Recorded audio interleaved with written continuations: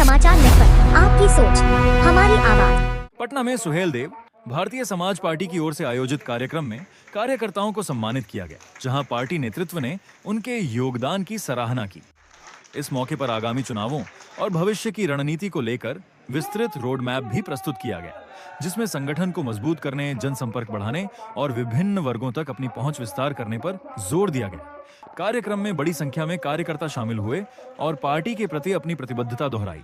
बिहार की राजधानी पटना में पहले कार्यालय का उद्घाटन हुआ है। कार्यालय उद्घाटन के बाद आज कार्यकर्ताओं का सम्मान समारोह, जिन साथियों ने चुनाव लड़ा, जो हमारे जिलाध्यक्ष हैं, प्रदेश के नेता हैं, उनके स्वागत के लिए आज कार्यकर्ता बैठक बिहार इकाई की जो जिम्मेदार लोग हैं उन्हीं को बुलाया गया है और लोग चुनाव लड़े हैं वो साथी आए।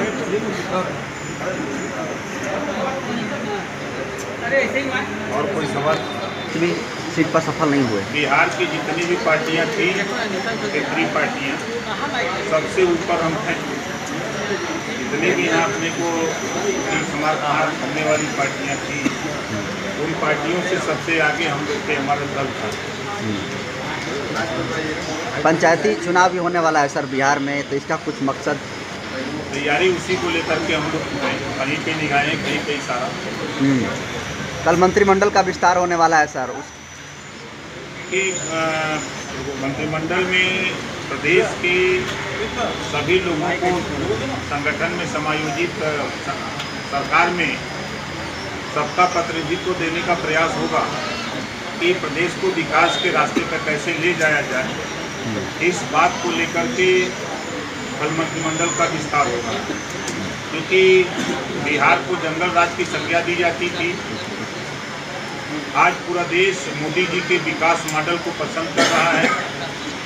माननीय अमित शाह जो गृह मंत्री हैं, उन्होंने जो देश की सुरक्षा की जिम्मेदारी पूरी निष्ठा से कर रहे हैं, पूरे देश के लोगों की विश्वास जगा है कि मोदी जी और अमित शाह जी की जोड़ी ने देश के 22 राज्यों में एनडीए की सरकार बनाने का काम किया। सर बंगाल में भी पिछले दिनों बिहार सरकार बन रही है बीजेपी का। देखिए, मोदी जी के जो विकास के मॉडल हैं उसको हर प्रदेश पसंद कर रहा है, चाहे दिल्ली हो, चाहे आपका राजस्थान हो, हरियाणा हो, महाराष्ट्र हो, मध्य प्रदेश हो, आपका बिहार हो, बंगाल हो। अब अगला नंबर यूपी का है। तमिलनाडु में सर मोदी मैजिक क्यों नहीं चलता है? वहाँ हम समझाने में असफल हैं। आज नहीं तो कल निश्चित है कि वो लोग समझ जाएंगे। सर दीदी जो है इस्तीफा देने से माना कर रही है।